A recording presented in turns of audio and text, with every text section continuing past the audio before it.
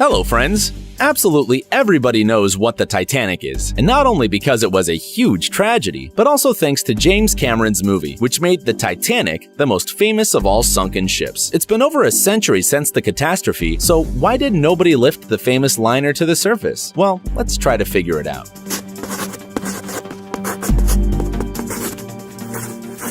The Titanic, the world's largest passenger liner, sank in the Atlantic Ocean due to a collision with an iceberg on April 15, 1912, on its way from Southampton to New York. There were more than 2,200 people on board, including the crew. Around 700 passengers survived. Many of the victims of the tragedy were rich people, so their relatives immediately wanted to raise the Titanic from the bottom. But despite having lots of money, it was impossible to carry out this operation. And it wasn't just because of the technology, which, of course, was very different in the early 20th century. The problem was the exact coordinates of the Titanic were unknown. It seems incredible. How can you lose a huge liner? But don't forget, the ship sank not in some small bay, but in the middle of the North Atlantic. And even considering it was a 269-meter long ship, it wasn't easy to find. In addition, during the long dive, the ship was drifting, and although the radio operators gave the exact coordinates, the Titanic could move in any direction while sinking. And also remember that the ship broke in two, which doubled the complexity of the search. People proposed different ways of lifting the ship in the case of its discovery, using a submarine equipped with electromagnets, using magnets attached to pontoons to make the ship's hull raise to the surface. But in the midst of the discussion, the First and then the Second World Wars happened, and the idea of raising the Titanic was temporarily forgotten. Then, in 1953, people started talking again about the sunken liner. At the site of the alleged location of the Titanic, a British ship-raising company made attempts to make a map of the ocean floor with the help of echoes from explosions. But again, no luck.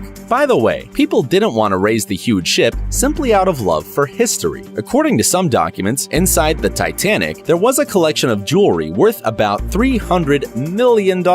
In addition, there was the original version of the Rubaiyat of Omar Khayyam and the mummy of an ancient Egyptian princess, and also many of the passengers took their jewels on board, a whole underwater treasure. In 1966, Englishman Douglas Wally launched a $5 million project to find the Titanic. He wanted to somehow find the liner and then enclose it with plastic containers with water, passing an electric current through them, thus generating gases that would raise the ship. And if this idea seems absurd to you, then wait to hear other options to raise the Titanic. Here are a couple of examples. Freeze the hull from the inside with liquid nitrogen, forcing the liner to float to the surface like an ice cube in a glass. Waiter, there's a Titanic in my cocktail. Or fill the ship with ping pong balls. Imagine how many balls you would need. Despite the huge number of ideas, they were all useless because people simply didn't know where the ship was. Until, finally, in 1985, the deep submergence vehicle Argo started an underwater voyage and found the stern of the Titanic. Turns out the wreckage of the Titanic was scattered over an area with a radius of 1,600 meters at a depth of about 3,800 meters. No wonder nobody could find it. The bow of the ship went deep into the ground under the weight of its own body. The stern was found 800 meters from the bow. The remains of the middle part of the hull were nearby, and around it, many small objects like dishes, candlesticks, and other household things were found. Despite the fact that all these things were well preserved, the ship itself was in a very poor condition. They even placed a special sign at the bow of the Titanic asking not to touch the liner. Later, experts found that the Titanic was so damaged because of the seawater and all kinds of shellfish that any attempt to raise it would lead to the destruction of the hull. But even with the researchers out of the picture, the ship is slowly decaying. One reason is the tourist excursions to the ship. Sadly, people try to take home details of the Titanic. For example, the ship's bell with the mast beacon mysteriously disappeared.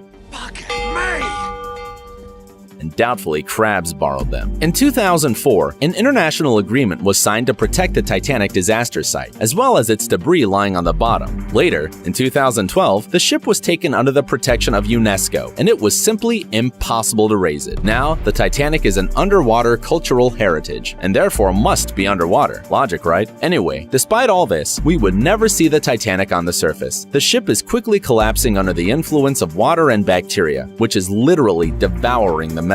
According to the scientists' forecasts, some parts of the ship would be destroyed in 20 to 30 years, and after another century, we will no longer recognize the legendary Titanic, and there would only be pieces of the wreck lying at the bottom of the ocean.